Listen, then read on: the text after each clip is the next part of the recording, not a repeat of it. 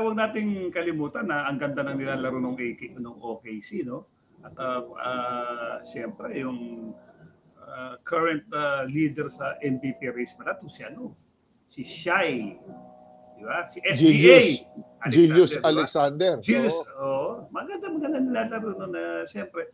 Tsaka yung kanilang rookie na hindi nakapaglaro, di ba? Ngayon nandiyan na, di ba? Si Chet Holmgren, di ba? Magagaling naman di ba? Pero siyempre, maganda they had the run no? Maganda naman. Pero siyempre pagdating sa NBA, especially hindi pa to pare finals itong playoffs pa lang dito makikita mo na maglalabasan na yung sino talaga yung kumbaga ito yung you will separate the men from the boys dito na yan di ba? Sino yung 48 minutes na talagang compose maglaro, okay? Individually and as a team, no?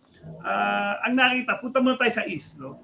Sa East kasi, okay, yung nilalaro ng Celtics kasi, grabe, parang hindi mo pwedeng hindi baliwalayin. 64 wins, 18 losses. So, pang Pag nakikita mo may mga ganung mga record para pang finalist Diba? Katok lagi yan ng katok, pare, sa finals. Katok lagi ng katok. Katok lagi ng katok. And considering nito ito pa nangyari ngayon itong mga nakaraang panahon, diba?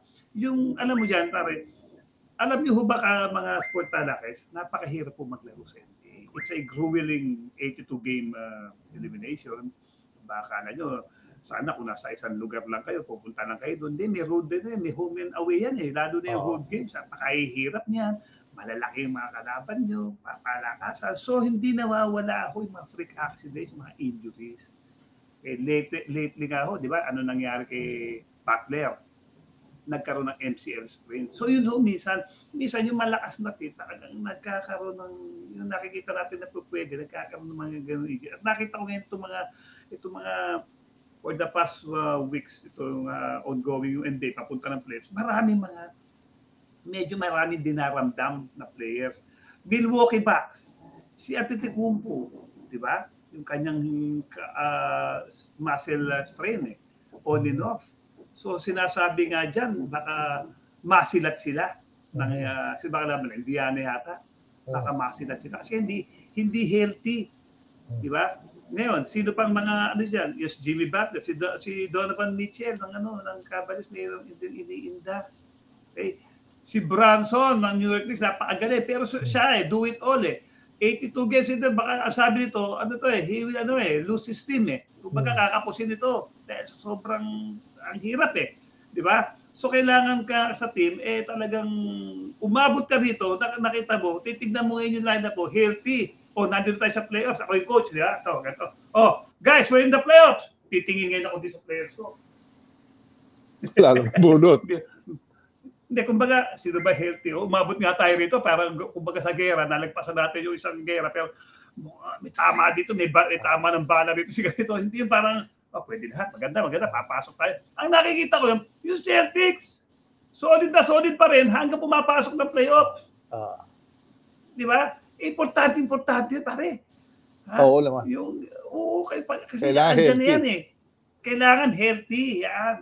So I would say na ako sa nilalaro ng Celtics baka yan ang for the East. Ngayon dito naman tayo sa West, ganun din naman, di ba? Marami rin mga injury diyan. Nakita mo nakaraan nga lang laban nung sa play-in si Zion biglang nagkaroon ng left hamstring strain di ba?